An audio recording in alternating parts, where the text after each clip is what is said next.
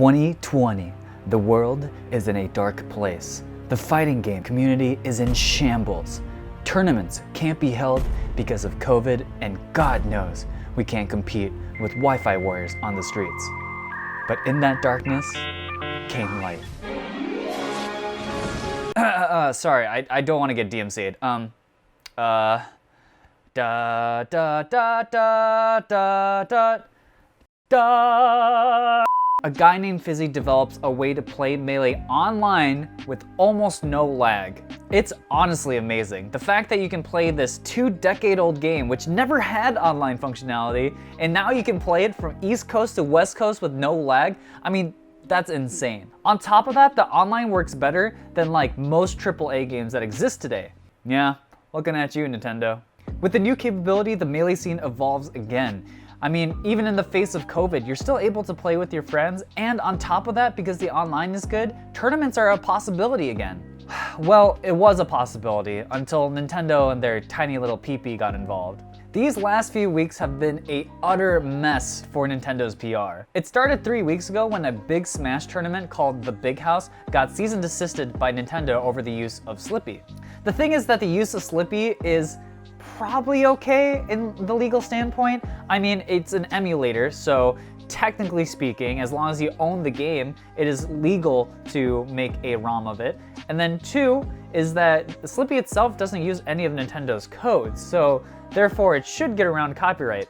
Not a lawyer, but that's just where my mind's at. But the basis of this C&D, I believe, is that Nintendo just didn't want their game broadcasted.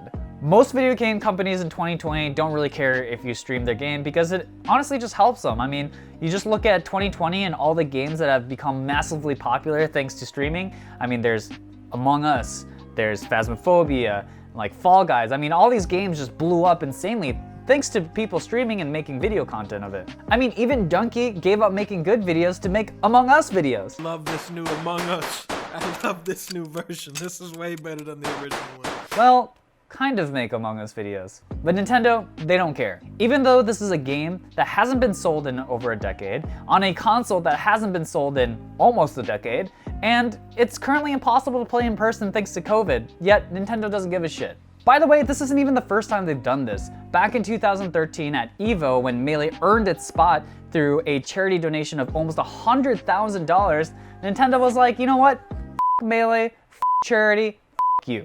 Nintendo even canceled a Splatoon tournament last week because some of the teams in the Splatoon tournament had tags of free Melee and save Smash. Like, how f***ing petty is that?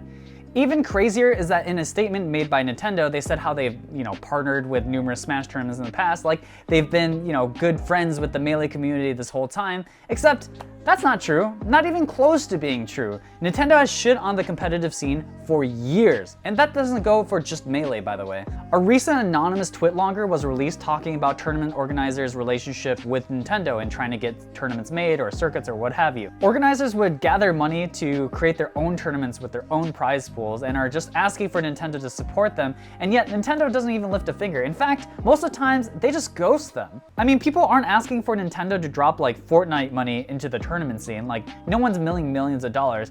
In EVO Japan, most of the game's prize pools were about $10,000 and no one complained about that. You wanna know what the prize pool at EVO Japan was for Super Smash Bros. Ultimate? A Nintendo Switch Pro controller with the gold Smash mark. Now, most recently in Nintendo Sucks Dick news, Nintendo's been going around taking down videos that have their music in them, especially from like soundtracks like Ocarina of Time, Mario 64, and this sort of thing. And obviously, like, Nintendo owns their IP and you don't want dirtbags making money off of copyrighted material, except most of this music isn't available anywhere. You can't look this up on Spotify, and if you were to buy an original CD, it would cost you hundreds of dollars. The thing that really irks me about what Nintendo is doing is that they're copywriting these things, not understanding why people were doing this in the first place. Slippy allows players to play this game online when, because of COVID, you can't gather people. Emulators allow Melee players to play this game that hasn't been sold in a decade. YouTube channels with Nintendo's music allows people to listen to the music because it isn't easily available anywhere else. Like, if I wanted to buy the Mario 64 soundtrack online on like Amazon, it would cost me $150. Oh, sorry, maybe if I click this one, the 25th anniversary, $900. Yeah, that's accessible. At the end of all of this, I really just don't understand Nintendo's perspective on this. They don't want their games broadcasted. They don't want people playing their games online in a reasonable way. They don't want people to compete in their games. They don't want people listening to their music. The thing is that people would be willing to pay for these services. If they released Melee on the Switch, people would buy it. If people could play their games online reasonably without insane amounts of lag, people would buy it. If people could listen to their music on Spotify or whatever, people would do that too. Not only that, but giving these things to the community allow the community to make them even bigger. And Nintendo stands to gain a lot from that. Having heroes, villains, and storylines create content creators who then in turn influence people to start playing those games and get involved. It starts a chain reaction. I'm an example of how the chain reaction can work. I mean, I watched the fan-made Smash documentary, and that led me to start playing Melee, even though as a kid, I never even owned a GameCube, and that got me to start going to tournaments.